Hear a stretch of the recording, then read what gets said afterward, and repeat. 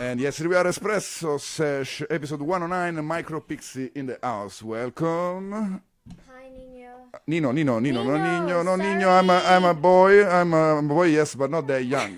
Nino, without the tilde, Yeah, I know, I can't believe I just said that. It's all good, You know, like people call me Antonini, people call me any kind of name. Yeah. So welcome, Micropixie Thank you. to BFF.fm in the studio, Secret Alley. Thank you very it's much. a nice place here. No, you It's like brilliant here. I can't believe I never heard of it before, but it's a secret place, so... It's a secret. It's called the Secret Alley. It's kind of like you have to be cool enough to get to know this place. I'm honored to be invited. Yeah. So Micropixie's 2 albums out. This was the one before, the second one, The Good, the Beige, and the Ugly. Yes. The Alice in Stevie Wonderland was the first. That's right. And you're here to talk about, to present your next one. It's going to be out soon. Right now, Very soon. It's in the mastering process. Exactly, yeah. The third one is called Dark Sight of the Moon. That's sight, not side.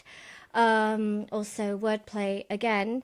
And we're actually, I've just got back from Spain where I was working with Paco Seren, who is my collaborator on the album, and we just sent files off for mastering last week.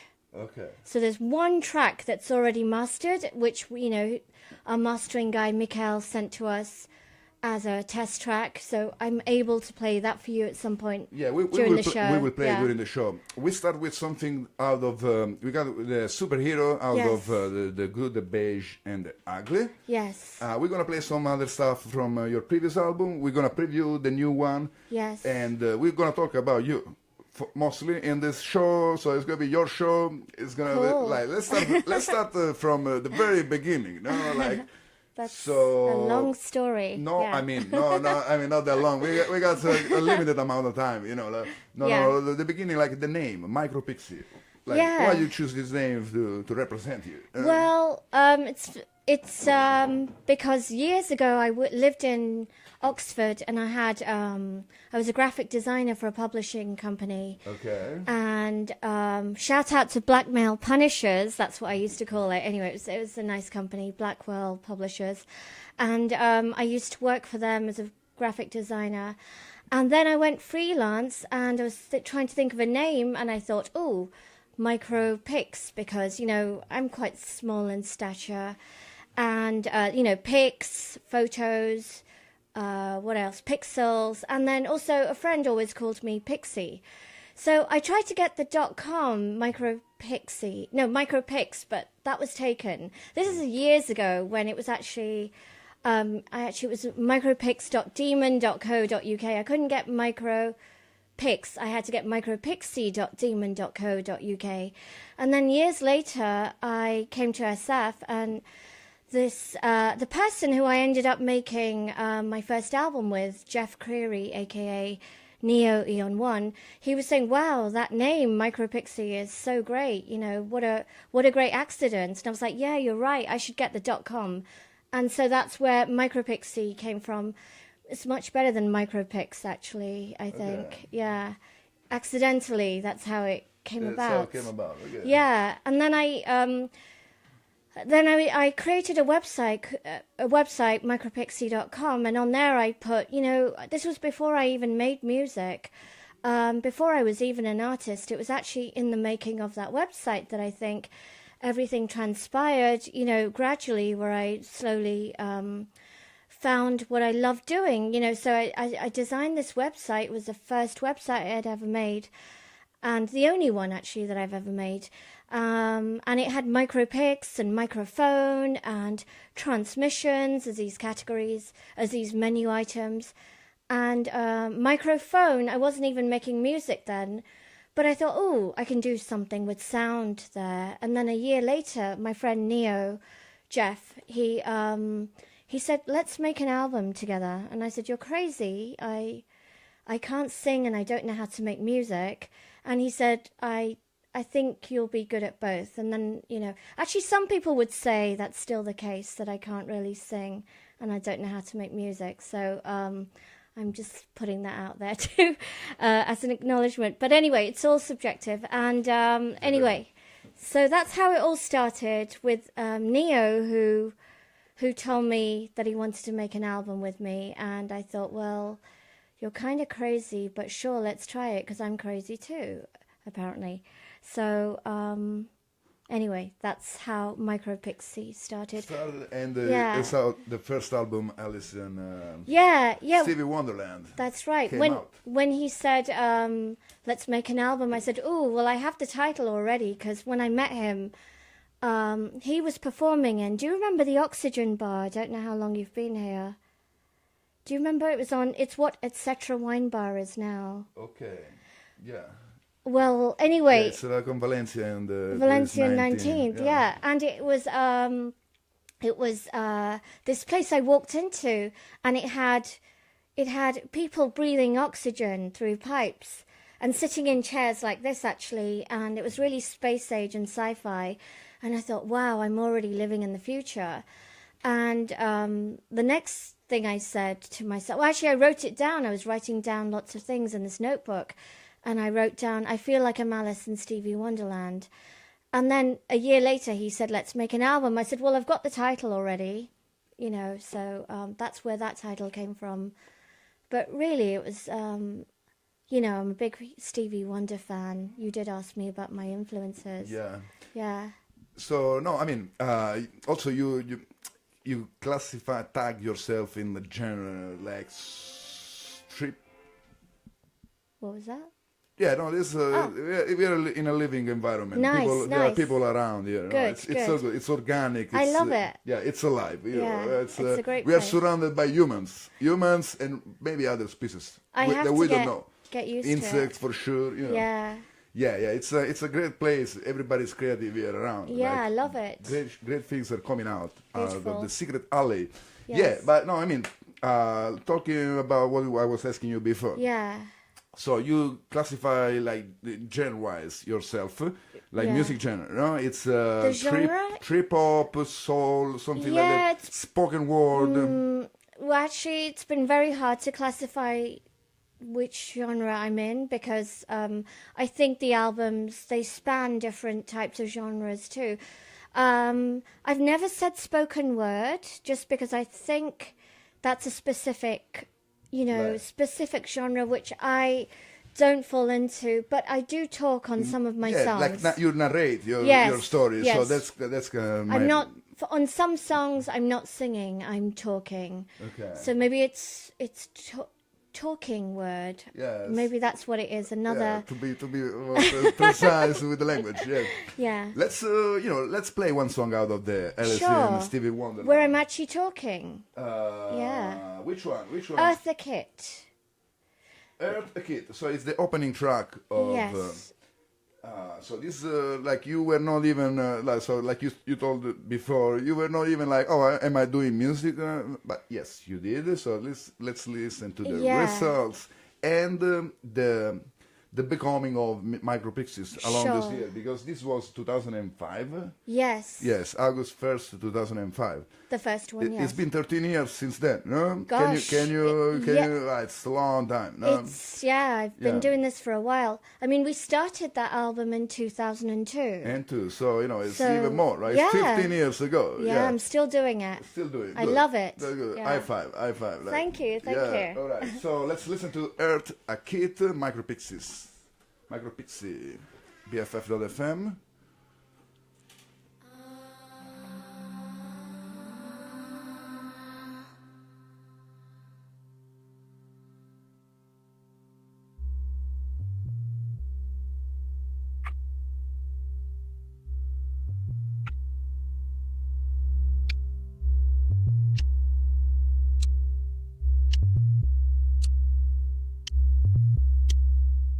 Sizing applies time stretch.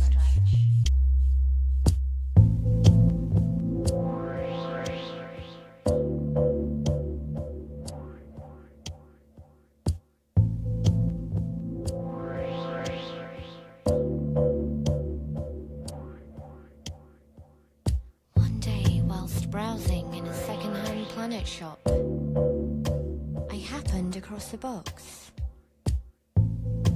There on the clearance rack, nearly crushed by a stack of cheap, prefabricated moons. Now this one had a charm all of its own. So impractical, so alone, so soon to be mine.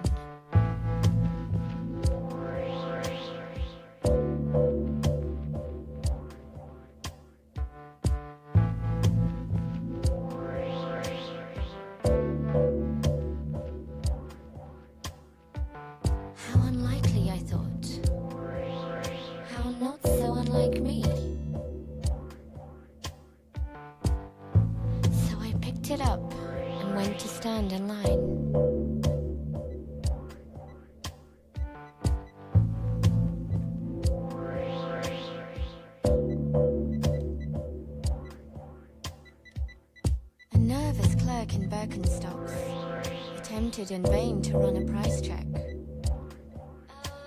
Could I have a price on this thing? Darned if it wasn't the only earth in stock.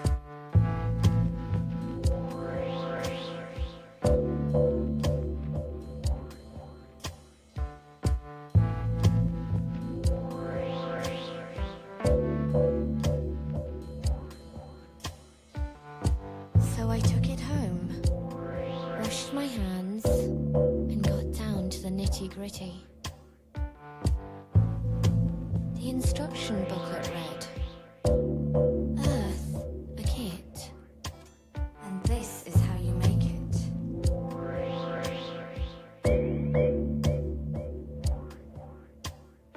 Step 1, take time to clear a workspace. So I turned off all the lights except for one and proceeded to vacuum. Step 2. Extract the molten core from its protective wrapper.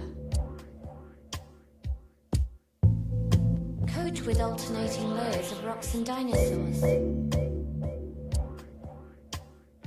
Step 3.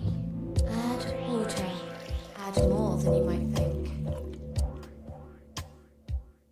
Salt most of it till it's only good for fishes and submarines. Plant fresh puddles here and there. For drinks. Step 4. Now, brace yourself. Here's where things get complicated. Grasp a fleshy mound of uninhabited land and firmly insert man.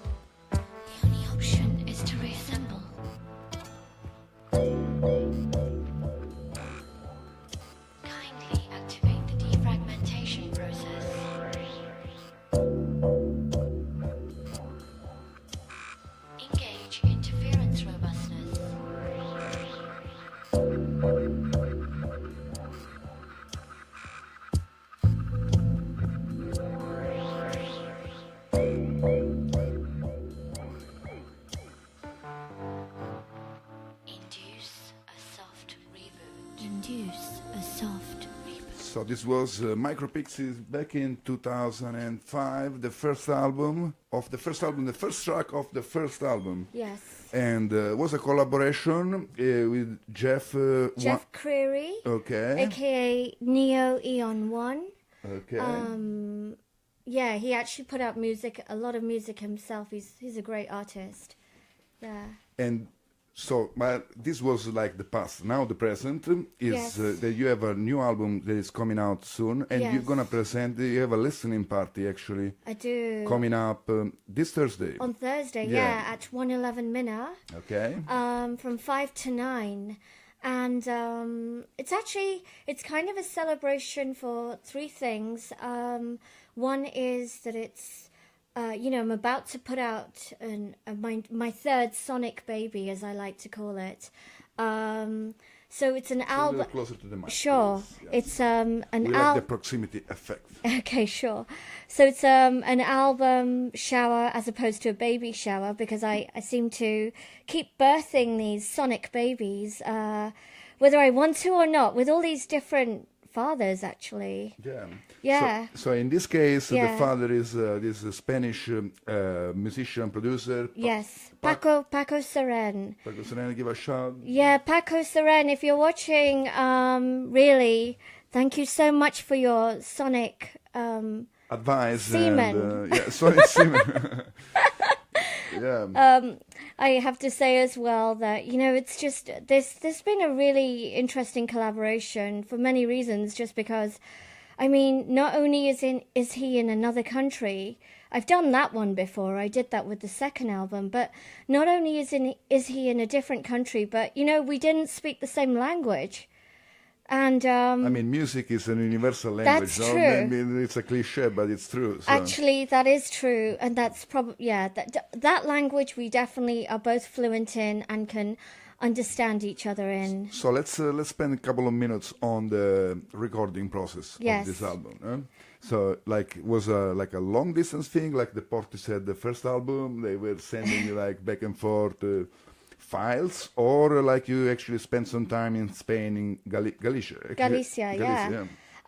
It's actually, so the funny thing is how I met Paco was one day he wrote to me on via MySpace, and said, hey, I really like your music, or your voice or something. Anyway, he heard my first album and he really liked it, the one, Alice in Stevie Wonderland. And he said, if you like my music, would you like to sing on it? And at this point, I was quite skeptical about, long-distance collaborations, especially with, people I didn't know. And I just, I answered the email and I didn't really say much. I think I acknowledged it, but I wasn't really interested in that kind of thing anymore, after having had a few not so nice experiences. But anyway, I ended up listening to his music about a year and a half later, which I can't believe. I sat on it for all that time, but I was overwhelmed by how beautiful it was, and I wrote to him straight away and said, I'm so sorry I haven't really listened to your music, but I just did, and I would love to collaborate with you. Can we talk on Skype? And he said, well, my English is not so good, but my wife's is really good, because she's actually a translator and an interpreter. So let's get her on the phone. Let's all Skype together. And I was like, great. Sounds like a good plan. Let's talk to you and your wife. That would be wonderful. And then I did. So Mavi, she's a very important person on this album. In fact, I asked her to be on the third track because the third track is called MP3, which was for a while the working title of the album, because, it's MP, me being Micropixie, and my third album. But, Mavi's name is Mavi, there's Paco, and then there's the third one, which is me, so it was a joke, Mavi, Paco, and the third one. Because really, without Mavi, he was translating all along, for us, and not all along, because at a certain point, Paco's English became very, very good by virtue of sitting there and talking to me, and it was just me and him. And not only did his I mean, his English became so good that we were discussing, you know, like vocal filters and reverbs in English, like very technical stuff. I mean, I was in Spain. I would have loved it for my Spanish to have gotten as good as his. But the truth is, when you're talking to somebody who is, you know, if there's two people who are speaking different languages, if you know, you're going to end up defaulting to the language that, you know, the person who speaks, you know what I'm trying to say. So the person whose language skills are better in the other language, we would default to that. So in this case, Paco's English was a lot better than my Spanish at the time. So his just got better. Mine has improved a bit, but yeah, we usually just communicate in English. And sometimes Mavi steps in and translates for us. And even, you know, she's a bit like United Nations arbitration. You know, sometimes there's such a big misunderstanding. She'll step in and she'll just say, oh no, Neshma meant this. Oh no, Paco, you meant that, you know. So, yeah, no, how it happened was actually how we ended up collaborating on this project was that I did go and meet Paco and Mavi and their family at one point, just to get the feel, you know, just to see who is this person that I might collaborate with on a project, because it became very important to know who the person was. You know, it is possible perhaps to work with somebody that you don't know, but as Paco says, you know, the best plugin is good vibes. You know, you need to have good vibes in order to create good music together. And so, yeah, I went over there. I met Paco and Mavi and the rest of the family. They have 2 kids. And I really, really like them. They're very grounded, lovely people. They have a place. Paco's studio is in the middle of the countryside. So, you know, surrounded by nature and all these things, birds, trees, etc. They're really good things for making music, you know. Anyway, so I did meet Paco. We tried out a few things. And then it was, for 1.5 years, nothing really happened, because it's actually very hard to create something over cyberspace. I mean, it can be done, but, you know, it's not the most ideal of scenarios. So the full immersion, like just being there and so what ended up happening is that I said to, I mean, for a while there, I just wasn't making music after the second one, and I was dealing with a lot of stuff like, you know, tenancy issues and sort of fear of eviction and stuff like that, because, you know, I live in the Mission, I live in San Francisco, and as most people know about this place, you know, there's a lot of gentrification going on, and most of us people who have lived here a long time are a bit afraid of losing our homes. So I actually started volunteering at the tenants union a lot, because it was something that just I felt compelled to do. Having said that, there was something missing in my life, and I knew that it was music and being creatively engaged. So I Skyped with Mavi and Paco, and I said, hey, I have an idea. What if I were to come there? Because it's really never going to happen unless Paco and I are face to face. So what if I came there and stayed for a month? What do you think? They were like, what? You know, you'd come here to do that? And I said, yeah, I think it's the only way something's going to happen. So I spent about 3 or 4 months organizing that. They found me a place to stay, and I was there. I was lucky that I was able to do my job.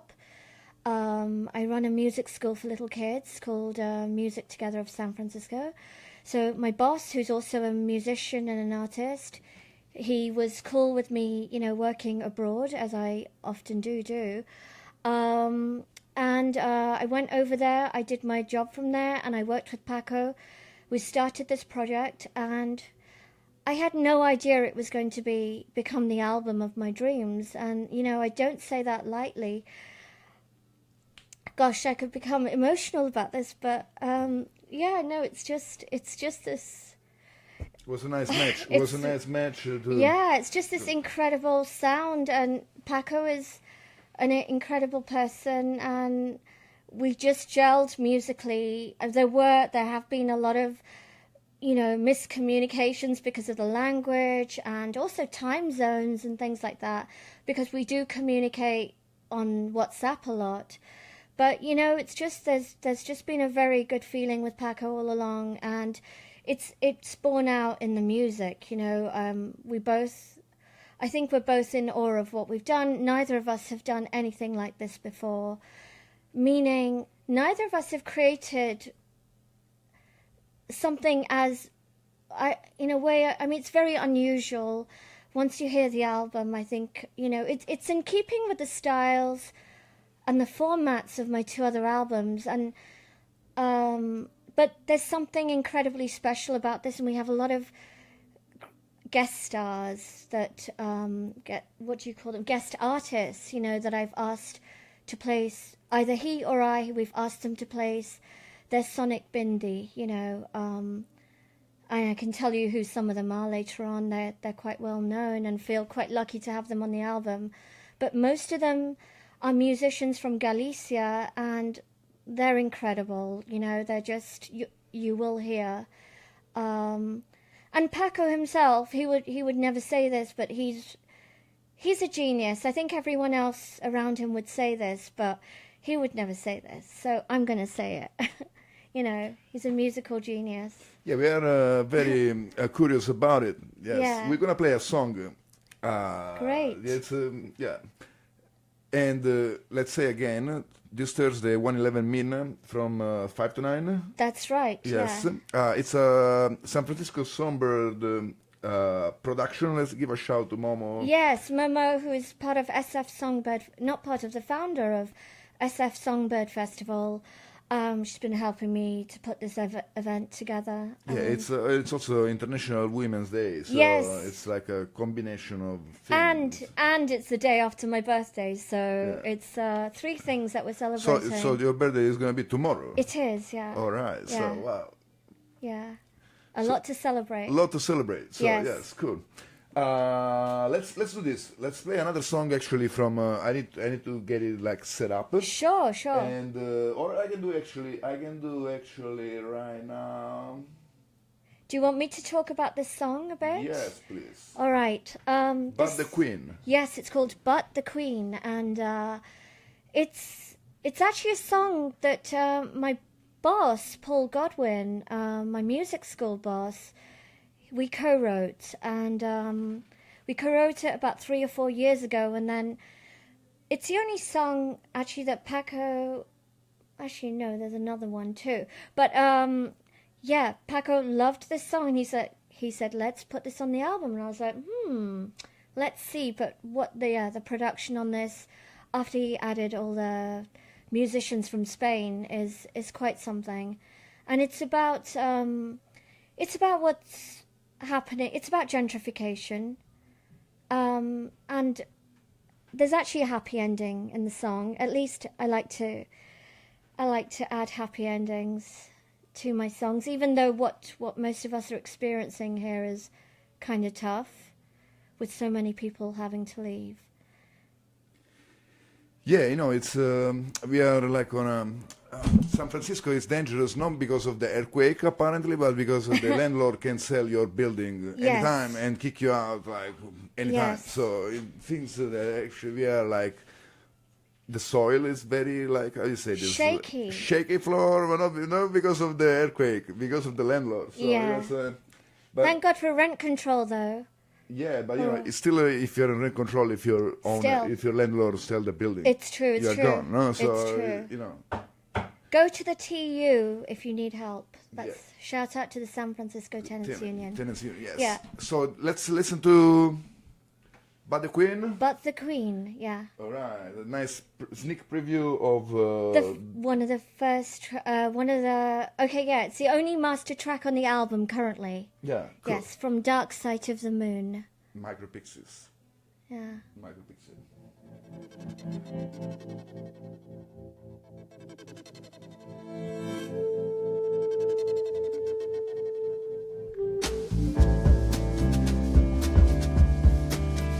लेकिन रानी सदा से लो खाली दानी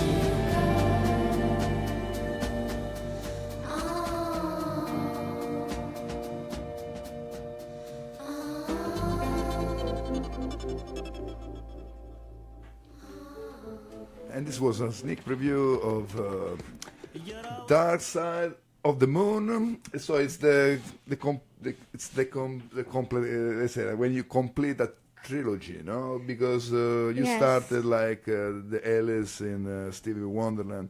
Yes. The Micropixie is an alien, and then the second album is so you tell the story, probably it's better. Sure.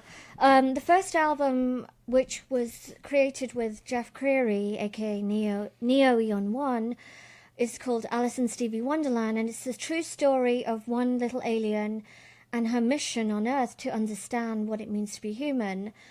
And the second one, The Good, the Beige, and the Ugly, which was co-created with Paul Horton in England. That's the subtitle is An Intergalactic Feminist Spy Thriller. In that one, Micropixie understands that she's human, but, you know, she's a woman of color, so she has all these issues to deal with. I mean, you know, all humans have issues, but I think, you know, so it's much, so she realizes, you know, there's this intersectional element, right? In this third one, Dark Side of the Moon, obviously, as you know, I love wordplay. really, it's I think the two aspects of Micropixie's being are integrated, or at least become more integrated.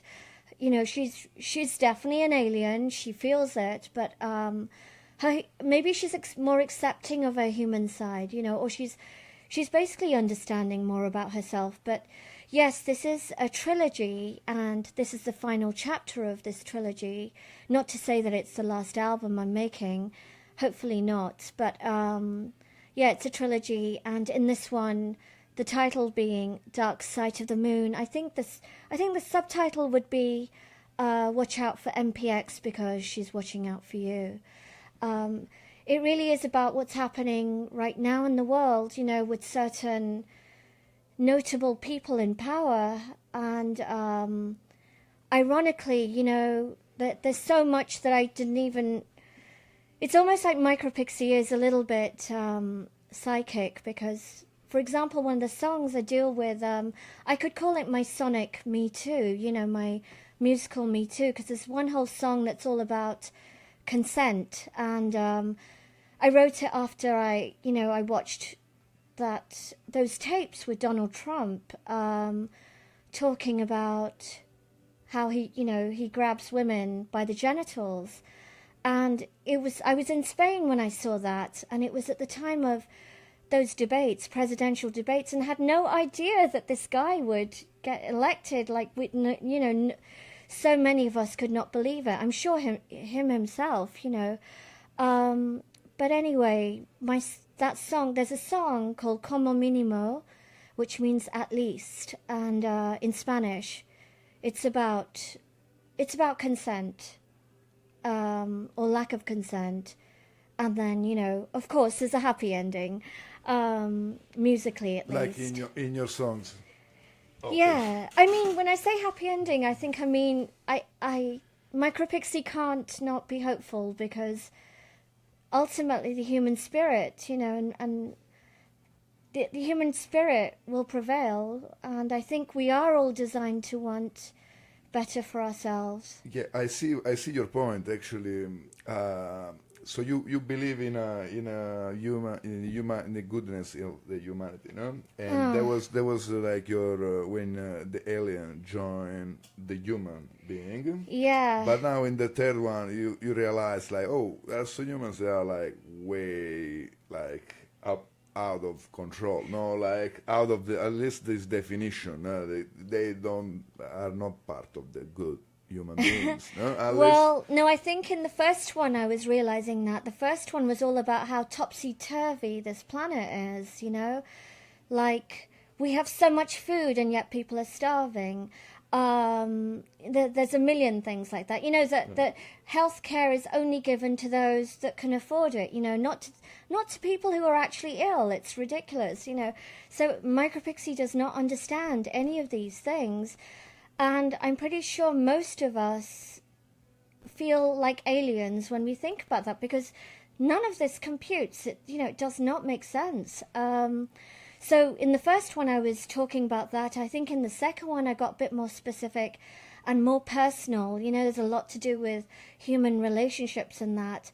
And the third one, it really is, I think, I'm stepping outside and looking at it from more of a macro lens, you know, but still keeping it very micro too. I mean, there are very personal songs, very personal sentiments about, you know, things that I've gone through, which I think a lot of humans go through. It must be the case because people tell me they really resonate with the lyrics, you know.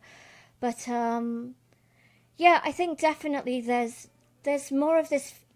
The title being Dark Side of the Moon, I really do think we're living in darker times right now, you know, like with what's going on in the world, and certain people in power, it's not just people actually, it's, you know, it's like the system. Like it is the system, exactly, yeah, and certain people are just figureheads, you know, they're not even really important.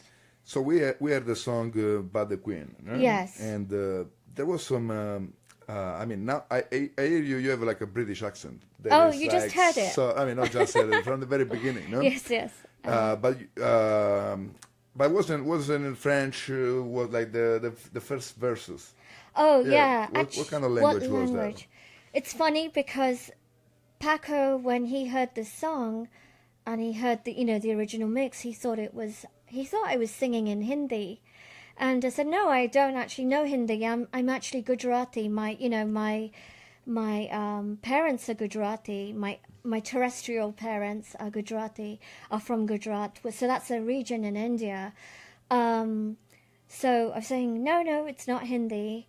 And I said, what language, like really, you think it sounds like Hindi? He said, well, the words, the first two words, Lekin Rani. Well, I said, Lekin and Rani actually they do mean something in Hindi.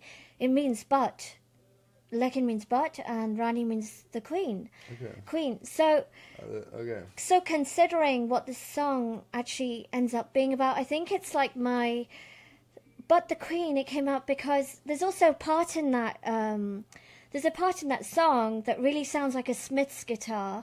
Also, Paco at one point was giving me vocal production notes, and he was saying, sing it like Morrissey would sing it. So I was doing this, and he was like, sing it like Morrissey, give it that Morrissey feel. So that's where the whole But the Queen title came from. But the actual language, apart from the choruses, which are in English, it's a language I made up. I mean, I don't know what these words mean. I think my first two albums were so full of words. There was a part of me that didn't want to be understood anymore, or I didn't want to have my words misinterpreted, I think. And when I wrote this song with my boss, my friend and my collaborator, Paul Godwin, I was saying to him, I want to write songs in words, using words that nobody understands, not even me. Yeah. But it ended up, of course, having a meaning. There's always significance. If you want to find it. Yes, exactly. That's the right So, word. but this is the only one who has I mean, how many songs are in the album? Let's. There are 15 tracks in 15 total. tracks, okay. 9 songs and 6 interludes.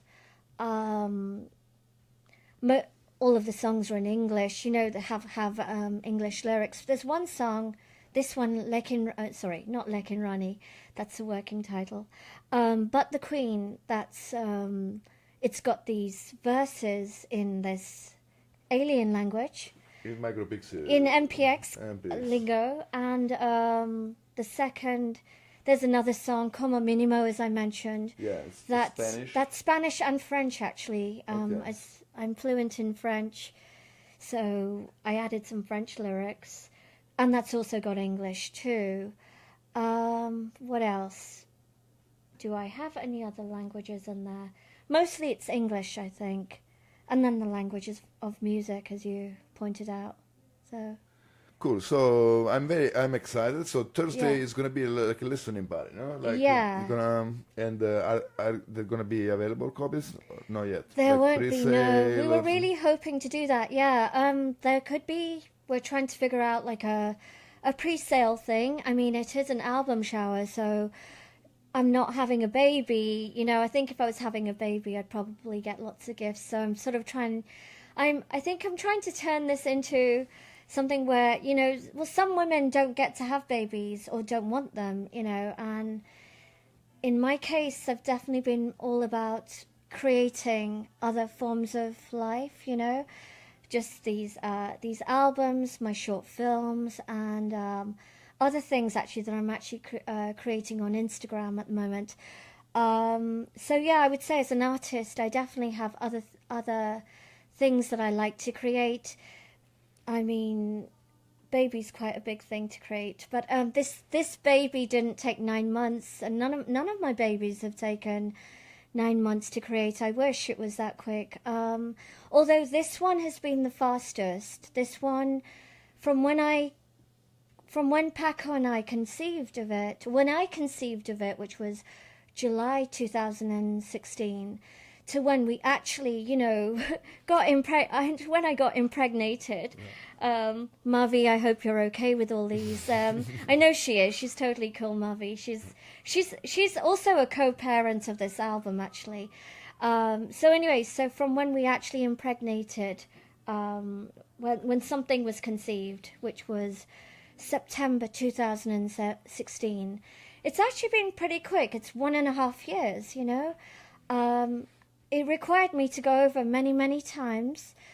I actually went 5 times. I left the other day after my 5th trip to Spain in 1.5 years, which was pretty crazy, you know, for somebody who, I mean, I have a part-time job, and the other thing is I hate flying, so it's amazing that we got this done. And, you know, I'd go over there. It was for intense periods of short periods of time, like 3 or 4 weeks. One time it was just 6 days because I happened to be in London, and I, you know, figured out a way to get there, and that was a year ago, actually. But yeah, we worked on it intensely whilst we were there, and that's how we ended up finishing. You know, it was in the end just this drive to finish, because I think I just didn't want to wait 2.5 years or 4.5 years for this album. It was so special. I was like, it has to come out now, you know. It can't stay inside me for very long, this one. And it's, I mean, you guys conceived the two of you, no? Producer and artist. Yes. But also you were telling me that there are like so many like great musicians that are guesting, like they are featured in the songs. Yes. I mean, then probably not anyone necessarily that... well, let me just say the 2 artists that you would have heard of that are quite well known. They're from the band Thievery Corporation. Okay. So these 2, we've got Rob Myers, who's the sitarist for Thievery Corporation, and he plays guitar on one of the tracks. Okay. And Ashish Vyas, who is, funny enough, also Gujarati. So he's my bhai, and I'm going to say Kemcho to him. He's also on the same track as Rob. In fact, it started off, the idea to get him on the album, or to get him on one particular track, is because his nickname is Hashish. And on one track, which is called Exquisite Insomnia, which is about, you know, towards the end of the album, Micropixie is like, I'm done with this world. I need to leave. I need to go back to a different time and a different place. A different planet. Exactly. So she gets Show me a better planet. Exactly. It's not Uranus. I love saying that, especially on the radio. What was I saying? Oh, yeah. Ashish Vyas is on... I said to Paco, I should get my friend Hash to play on this, because at one point on that track, I say, now press the hash key. And so... Sure enough, I asked Hashish, I keep calling him Hashish, which is his nickname, but let's call him by his real name, Ashish. I asked him if he would play and start playing at that very moment, and he did, and it's fantastic what he did, and it's brilliant what Rob did too. Paco and I are so happy with their contributions, their sonic bindies. So those 2, and we've got actually Niha. I don't know if you've ever interviewed Niha, who's a local SF musician, electronic musician. No yet. Is the guy Left Hand Pat, the record label? What? No, he does Surface Tension. So he does a lot of Left Hand Pat. No, actually, I had one of the artists, Cube. He did a great performance, like with like tape and like machines, objects. Okay. Yeah. So, I didn't get to yet, but you know, like so. This place, mi casa es tu casa, you know. It's not even mi casa. But yeah, definitely. I'm sure you'll get Niha. Yeah, Left Hand Pat is doing a great job in and Surface Tension. They Surface Tension, Yeah, they do like events, but I never seen them, Yeah. like getting into it. Yes. You know, there is so much music There here. is so much, Yeah, yes. even San Francisco is gentrified, artists are moved out, but still there is so much, and it's hard to catch up. Yes, yes. Anyway. So he has a sonic bindi. It's actually quite funny because you were talking about genre. People were saying, yeah, your music's trip hop, or you know, the second album, I would say it's more like, what would you call it? Like, it's almost poppy, you know? It's all sort of alternative pop. The first one, I'd say down-tempo, lounge, electronica. This third one, I would say electroacoustic trip-hop, really. About 87% of the album is acoustic. And then, you know, there are all these trip-hop elements that we've added. And for that, I had to get two friends, actually. There's one friend of mine who described my second album as, he said, more missive than massive, more tricky than more tracky than tricky, more poppy than Portishead. He said, anyway, he described it as that. So I asked him and Mark Mayan and my friend Nihar to both say the word massive on my album, and they did. And so there's lots of moments like that. But the actual, you know, most of the musicians are these incredible people from Galicia who Paco knows. There's this guy, Marcos, who plays clarinet. Marcos Represas Carrera, who I met. He plays clarinet on many tracks. There's this guy, Shabby Solo, who is actually... It was the first track that Paco and I worked on. It started off with a loop from Shabby, this little vinyl scratch loop, which Paco and Shabby created. And I was like, that one, I love it. There's Shabby, there's this band, Presumido, with Tarsi and Nacho. They're on several tracks. This very cute boy band, you know. There's Patricia Moon, who's a violinist. She's on, I believe, 2 tracks. There's a gypsy jazz guitarist called David Reguero. I'm sorry if I'm saying that wrong. He's in on New Year's Day, which is the first track of the album. I really wish I could play these songs for you. Yeah, I mean, it's, I will. Creating some... you got it. Yeah. Yeah, no, it's there are a lot of musicians, so there are a lot of instruments, and Yes. overall like glued in the Yes. production. There's this guy Pablo Alvarez who Paco has been friends with for a very, very long time. They were actually Paco, Pablo were in a really famous band called Los Piratas, which is, you know, they're really famous in Spain. So they were in a band together, and then they continued to collaborate, and Pablo is the main bassist on most of the tracks. You know, so whilst I was not there, Paco would call Pablo, and they'd like lay down even better bass parts. So every now and then I'd get these tracks from Paco. Pablo's just put his bass down. I'd be like, wow, it sounds amazing, you know. So all of yeah, and I mean, I got to meet most of these people. There are a few musicians that I haven't met at all. Like, there's a guy called Iago Fernandez, who's a drummer, brilliant drummer, and I haven't met him yet, just because I go there. And it's not that. Well, we always try. We're always like, oh, could it work this time? But, you know, just it's schedules and that. But you know, they make me think. So, talking about the timeline of this album, no? Yeah. When it's going to be released. yeah.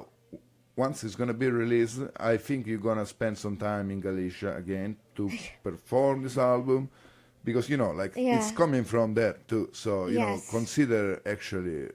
It's funny because this last time that I was there, I have gone there now 5 times, or 6 if you count the very first time when I just went to meet I was about to call them, when I went to meet Paco and Mavi. It's 6 times, but yeah, this last time I was just... Here's what used to happen. Every time I go and work with Paco, he's got his studio in the middle of the countryside. I would stay in the town close by, Ponte Areas, which really no one would have heard of. I'd never heard of it. The closest big town is Vigo.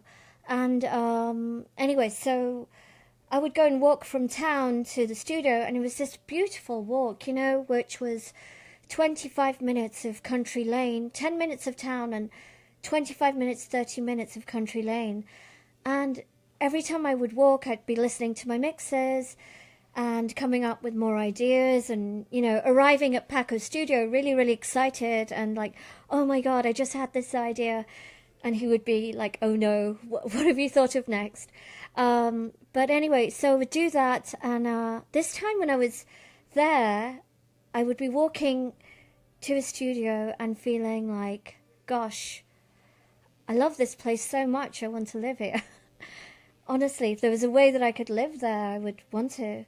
I felt so happy in nature, and I think just being away from the distractions of the city, you can really focus on music. Every time I've gone, it's felt like a true artist retreat, Yeah, sounds like actually an artist retreat, because you go there and you only thing to do is like focus on your music and on the recording, and you work with a producer that is well known in the area, that he can bring the musicians. So I think it's you establish like a tie with Galicia. It's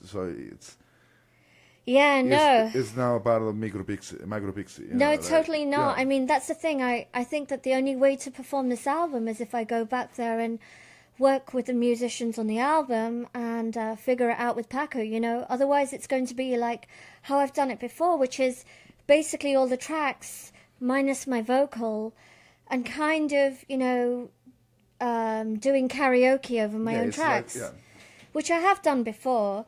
And I have done it with other musicians who are laying down, acoustic textures. But tell the truth, this album is just so special, I think, because it has so many brilliant musicians. I've got to give a shout out to Indy as well, Israel Ruiz-Rey, and his now wife Belen.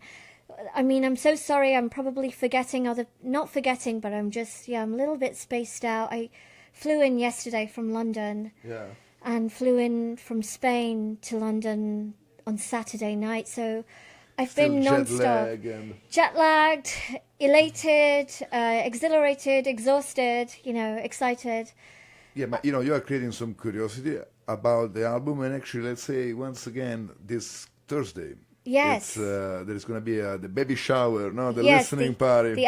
For my album shower. Yes, please come and support support international women who are trying to say something that I hope is resonates with people. I mean, I feel that I truly feel as Micropixie that I channel human emotions. It's like I think that there is a lot happening on this planet that needs to be said, and I mean, I'm not the only one. I think musicians are always saying it. It's just we're always trying to get in touch with. Actually, while you were saying that, I would like to play from this album that we are here, like Testosteronica. Yes. Yeah, because it's like your experience as a woman in the business, music business. Yes. Actually, let's play it out of the CD. Give me just 1 second. If you wanna briefly. Should I talk about it? Talk about it. Yes. Yeah. Testosteronica. It's a song about. It's a great title. Actually. Thank you. It should be like a band name. Yeah. Testosteronica. Yeah, I mean, I think it should definitely be a hashtag, because I think a lot of women have experienced misogyny and sexism in the music business, and in most walks of life. But I think particularly in this business. So it is really my shout out to. Well, I'm laughing at what happens, but I've experienced a lot of things which have been hard as a woman.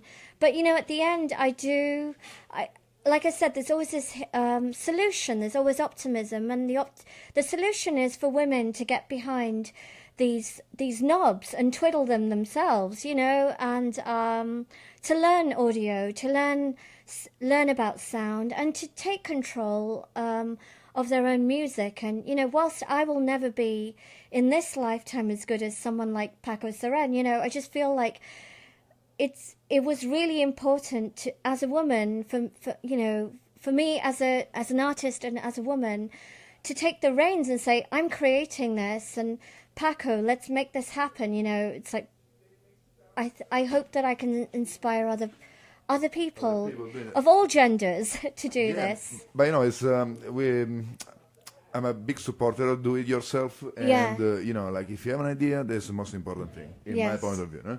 So if you have an idea, you're already like it's half of the battle, no? I and agree. you make it happen. No, you make it happen. You are like, you don't need like just a little effort to realize your idea, to make it like transform it from an idea to a project, no? Yeah, well, it's what you just said.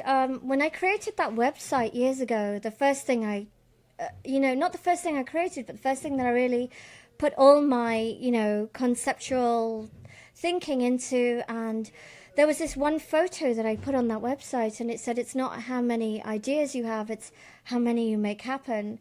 So I think, you know, ever since then I've been very inspired to, you know, we can have ideas. You could have like 1,700 a day, but which are the ones that you're going to work on, pick, and actually bring to fruition? Yeah. So, yeah, Testosteronica is a track. And it's about to play Micropixie, BFF.fm. Thanks. Testosteronica. Pants.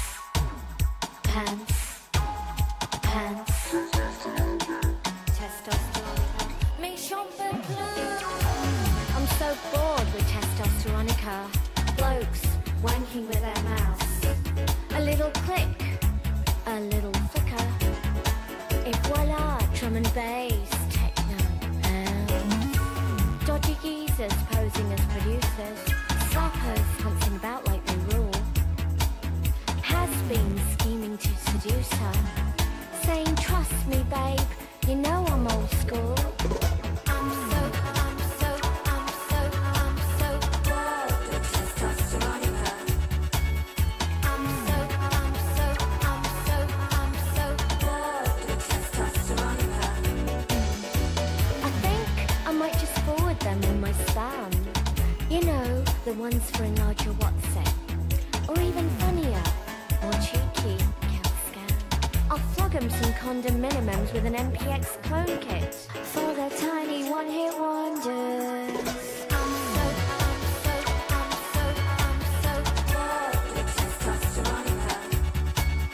I'm so bored with Testosteronica.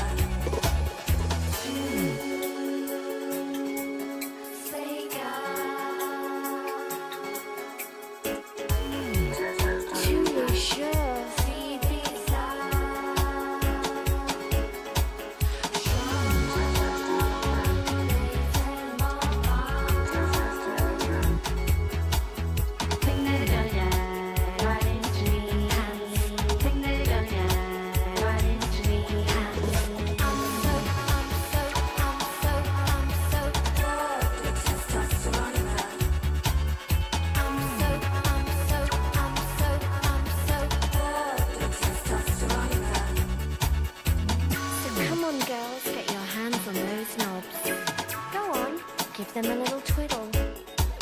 Boys aren't the only ones who can have sound jobs, and we really need to stop playing second fiddle.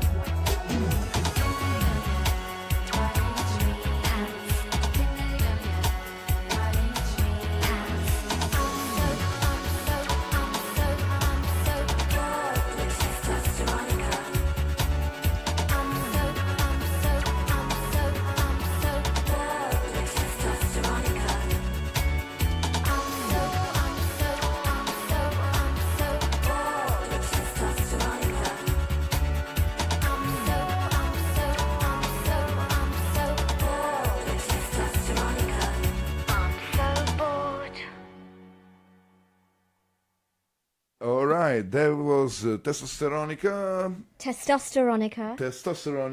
Yeah. Let's play also ones and zeros. There's the following. Because Yes. you were telling me like there's about the internet meeting that actually end up in a good story. No? Yeah, this song, Ones and Zeros, off my second album, is about just, you meet people on the internet and you don't really know who they are. And I've actually discovered the hard way in a couple of cases, just how perilous this is. And I ended up writing a song about it. It's called Ones and Zeros. But the irony is, that they're also, as you know, I've had this incredible encounter with Paco Seren, who I did meet on the internet. He, like I said, he found me on MySpace, funnily enough through Anushka Shankar's MySpace profile. I was one of her top friends, and he thought it was really funny that there was, Ravi Shankar, and then this classical Indian musician, another classical Indian musician, these very serious looking, very esteemed musicians, and then this Alice and Stevie Wonderland, Micropixie.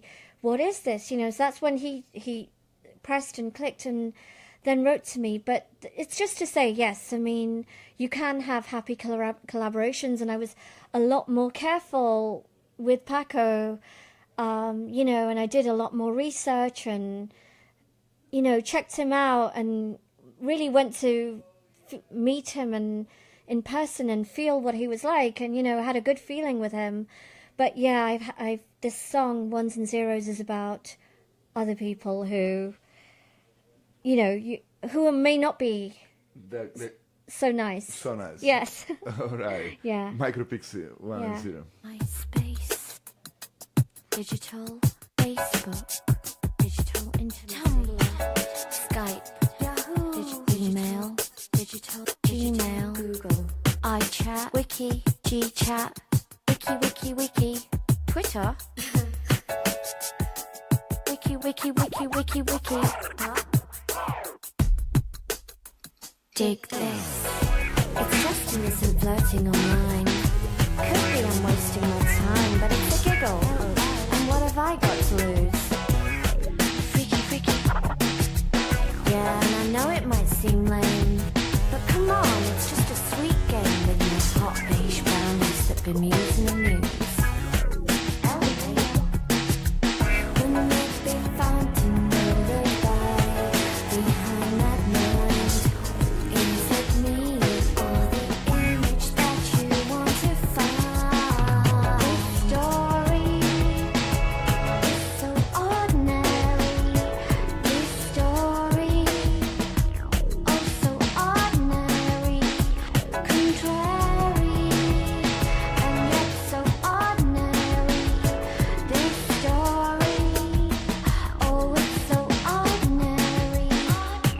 Sorry, an unexpected error has occurred. The server may be busy due to too much activity. Please try again later. Feeling dissected, though it says I'm connected. I can type, but it's never enough. Hidden subtext and my moods affected. In the end, I can look, but I can't touch. Wouldn't it be fun to know the guy behind that mind? Is it me or the image that you want to find? This story is so ordinary. This story,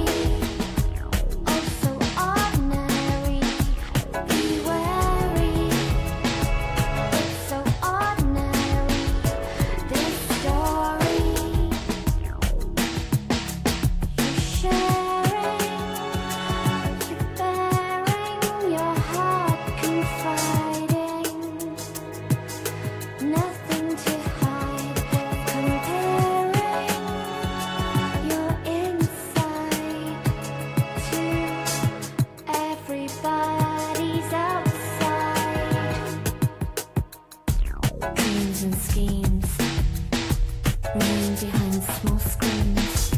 Truth and air, but it never goes anywhere. Virtual plans stay in cyberspace as we click online with a predator who creeps around, blank stare, glassy eyes, jerk off hands in a dead interface. I want real, don't want computer life. This story is so ordinary. This story, oh so ordinary, so scary, and yet so ordinary. This story, oh it's so ordinary. Laptop, dancing, caps lock, this ain't romancing. Screen lock, control, alt, delete, option, shift, escape. And there was ones and zeros out of the good, the beige, and the ugly. Yes. Yes, and also, you know, we were off the mic. So you were telling you have another sneak preview of the new album. Yeah, it just came in actually. I have. You're very excited about it. Like, yes. Yeah, we were actually just talking about how Nina was saying how this is actually like a baby for me, and I think, yeah, I was saying that I mean, no, you are like doing the You was- baby shower and Yeah. stuff like that. So, But you were saying how emotionally attached I am to this, and it's true. It is probably because, you know, you put so much into this, and I think as a, you know, it's, no matter what happens, this is going to live on after me. And I put so much into each project thinking about that, you know, which is why Paco has maybe had to suffer a bit on occasion, because I'm like, no, we have to change that little thing, and I have to say this, and that thing that I said, it needs to be the that. micro edits. Yeah, the the- labor lime. totally micro edits. Yeah, poor guy, but like I think in the end it's going to be worth it. But what was I going to say? That whilst we were on air, we there's that song that I mentioned, the one with the Thievery Corporation members, Rob Myers and Ashish Vyas, aka Hash. That's come in, so I'll be able to before we end the interview, or before I leave, we'll be able to play that. Okay, we can use it as a finale. Yeah, sure. Yeah, I think definitely it's a lot of like emotions, attached to this album, and Yes. But now it's done. So all the micro edits are done. Yes. Files are sent to mastering. So Yeah. it's and this is also a nice moment when you do that. No, when it's like. It is. I mean, after like 1.5 years of like working on this album. Yeah. And like actually making it. Like, It is really nice to do, to be in this moment, but I think until it's actually physically out, when I've given birth, so to speak, there'll be this square thing coming out from my womb. It's kind of painful, wrapped in plastic. Yeah. It's gonna be out. Maybe I won't put the plastic. Plastic, I think we need as less of that on this planet as possible. But yeah, wrapped in something anyway. Maybe wrapped in some leaves, because one of the songs is called Trees, funnily enough. Not funnily enough, actually not at all funnily enough, considering where I was when we were making the album, because I was surrounded by trees. But yeah, let's see, this last track, the one, it's the longest track on the album. It's almost 7 minutes long, and it's about, towards the end of the album, MPX, Micropixie, she's like, God, I'm so done with this place, or at least for now. I need to go off to another time and place, and it's basically instructions to a person who's being cryogenically frozen. So a lot of fun on that track. A lot of fun. A lot of subversive. Not, I wouldn't even call it subversive. I don't think you'd think it was subversive at all. But of course, a lot of commentary, social commentary. You know, underneath, as I like to say. So. Okay, I see that you even on the new album you have lots of interludes. Yes, yes. So you like it's kind of like a linking thing between songs, the interludes. Exactly. How do you consider them? Exactly that. Yeah. You know, the first track on the album is an interlude. It's called Time Machine, and like I said, and that there's another one that's called MP3, and that's all about how I actually came to decide and what I decided that I would make a third album, but it's a metaphor for other things too. But that's the one that Mavi, Paco's wife, is on. There are other interludes. I think one of my favorites is called Back to the Future. On that one I have not Back to the Future, Back to Our Future. And on that one I actually have a lot of people giving their sonic bindies. Some of my friends like Rena and actually a couple of friends of Paco's who I know as well from Spain, Lulo and Belen, and Paco's son, Pedro. But yeah, the interludes are very useful, I think, as a storytelling device. They do help. They do help to link the songs.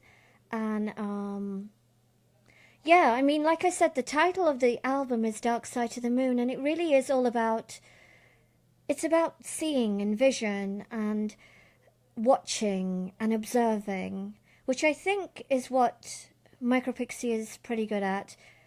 And it's funny because I keep switching from talking about myself in the first person to the third person. Because I have another alter ego, and her name is Single Beige Female, and she's the human being. Okay. So I think that's who is talking. More personas. Yes. More personas are living in your body. There's a lot. There's also a lot, yeah. The Init Choir. The Init Choir are the voices inside me. Okay. Yeah. So they're the ones that we record, actually.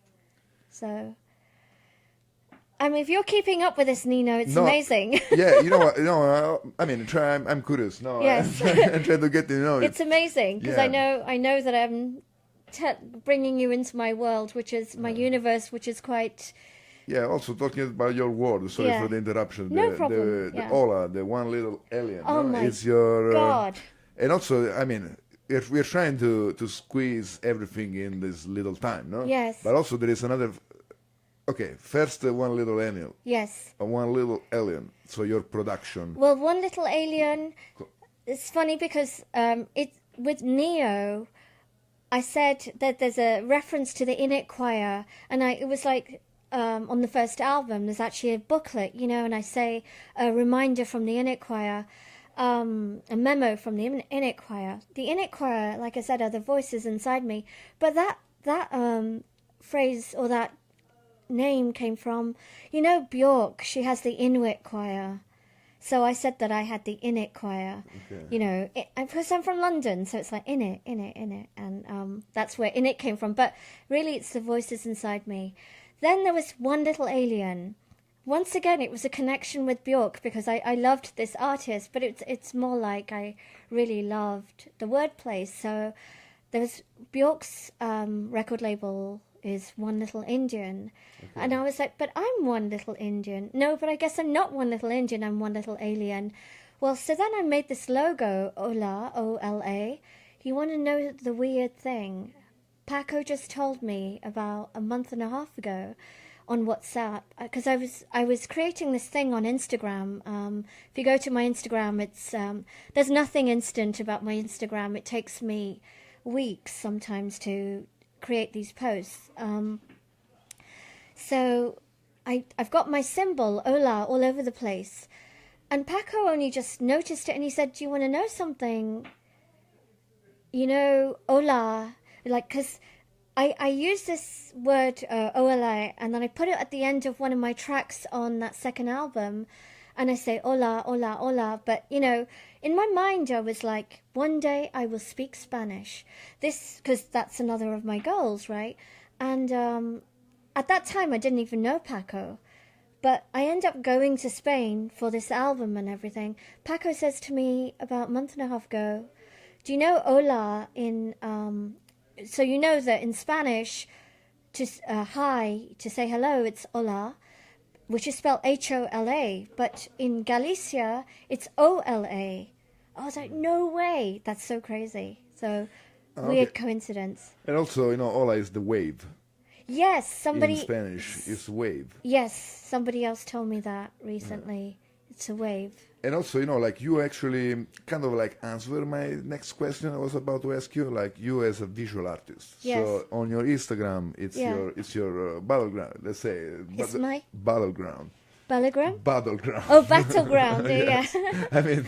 Why do you say that? Why No, I mean, not battleground, but, it's your medium to express. Well, it's recently become a medium because I've had a really... I have a difficult relationship with social media, and I think many artists probably resonate with this, and actually not just artists, but anyone who's a human being, I think, probably has this like love-hate, push-pull thing with social media. The thing is, as an artist or anyone that's trying to self-promote, you have to use this channel. And I keep going back and forth on whether I want to be on Facebook or whether I want to be on Instagram or whether I want to just engage, because there's been a lot of not so nice experiences, like I've alluded to them, but, there's been cyberbullying, stalking. As a woman, it's like harder, to deal, or you tend to get more of this stuff. And it's hard, and it does affect my psyche, So anyway, I've gone on Facebook and gone off it, and I have another Facebook that I decided I would just use to administer my pages. But before that, I had this one Facebook account, and then I started to delete everyone because I was like, let me just have 0 friends so that I can just use it to administer my pages. But the thing is, in the end, I had to use Facebook, or at least I had to come back to it, and I, had to start re-adding everyone that I had just, randomly deleted because I was trying to go from like 1,800 friends to 0, which was going to take me too flippin' long, So then, similarly, somebody said, friend said, you should be on Instagram, it's more fun, and, it's more visual. So I went on that, but then even that was sort of annoying and weird, and there was just things that I think, maybe I'm just too sensitive, and they were affecting me, so I decided to just, also it was to do with the album, I was like, I just want to have no distractions. So I went and, once again, deleted everybody and unfollowed everyone and made them unfollow me. But then just recently I started up again. Still, I'm like, oh, do I really want to be on here?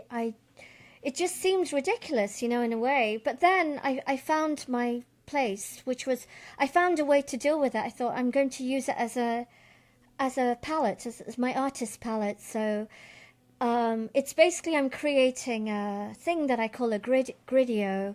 And if you go there, you'll see it's this thing I'm creating.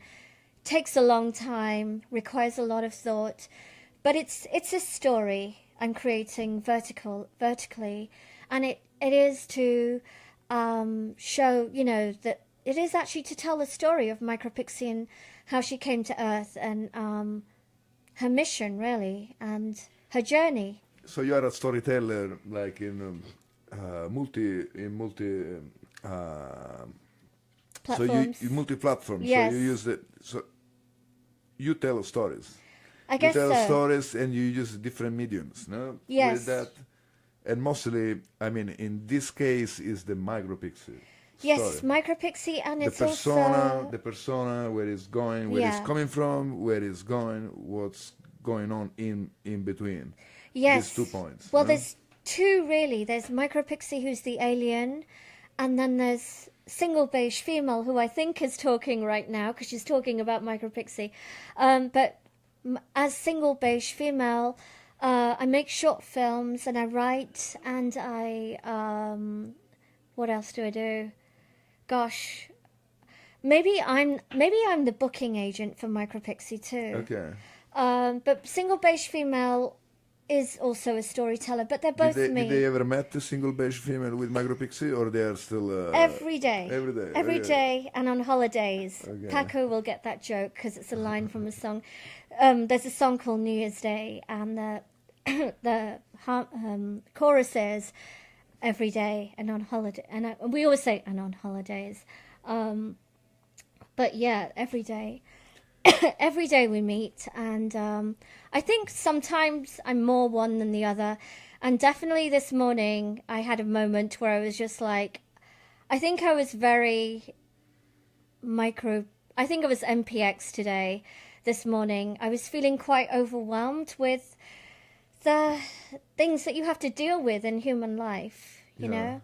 Earlier on when I was doing my job, because I have obviously a paid job, I was definitely me, you know, single beige female, getting on with things, being very practical and dealing with shit, you know. But I think, yeah, there are these moments where I'm like, wow, there's so much to think about. And generally, I feel a lot happier when I'm just making music or creating. And I think that's where that's where I find my peace, I think, you know, as an artist. So for anyone who's listening, single beige female is your visual persona, more like narrative, like, I mean, narrative. Possibly, yes, yes. More like...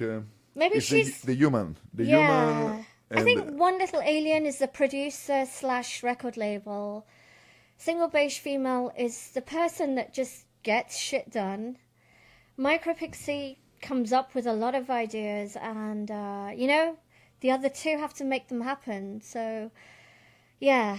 So let's say the One Little Alien and the Single Beige Female, they work for Micropixies. Yeah. It's like it's funny because you keep pluralizing my name, but fair enough, because it's fair enough. I mean, I had a very Pixies, like growing up for me was like, so, you know, fair enough. Yeah, no, and then don't forget the Init Choir, who are just who are singing. Okay, yeah. Yeah, who are providing all the backing vocals. There is a party inside of you. Huh? There is a party. Yes, you know. That's yeah, that's a good way to put it. I should think of it that way. That there's a party inside of me. Yeah, that's actually a much healthier way to look at it, because a very positive way to look at it. Yeah. So maybe I'm going to bring that party on Thursday. I'm feeling a little bit nervous, I will admit, for Thursday. Let's spend a couple of minutes on Thursday. So you're going to like introduce the album, you're going to go on the mic, introduce it, talk about it, and then press play. I guess it's going to be like something like that. Something like that, okay. I want to do something, I want to have some kind of... I think if I could spend the next 2 days making something for people to take away, like a little, what do you call it? Like a party favor. Okay, yeah. I want to do that just as a memento, you know, for people who come who might want to support. So you can ask a Single Beige Female to make something visual. Okay, for that, I'll get her to do some work for me. Send her a text. Yeah, yeah, totally. I want to do that. Definitely could be a nice thing, you know, like a little, you know. I think it was actually Momo who had the idea of putting my album cover, little tiny album cover, in nappies, you know, diapers. Okay. So just because that's like my little baby, right? So yeah, I mean, this kid, I really want to send her off to college. You know, I want this one to see the world. The best for not that I don't want the other two to do well, but I think that if this kid goes to college, the other two will also benefit. Yeah, I think so. Yeah. But so I wonder how much I can kill this metaphor. You know, I can bring this. You will see. Time will tell. Time will tell. Yeah. Actually, let's play the sneak preview of. Yes. So it's the last song of. It's actually the second to last song. Okay. It's the song just before the title track, Dark Side to the Moon. But this song is called Exquisite Insomnia, and I'm honoured to have many fabulous musicians from Galicia on it. I just want to give them a shout out. Pablo Alvarez, Iago Fernandez, Marcos. There's actually, gosh, the main guy, apart from Paco and myself, is this guy, Iago Lorenzo, who initiated this track in a way almost.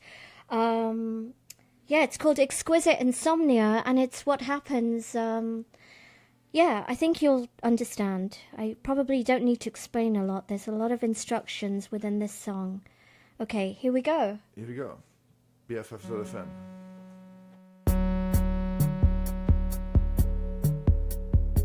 Welcome to your wonderful journey to a new world.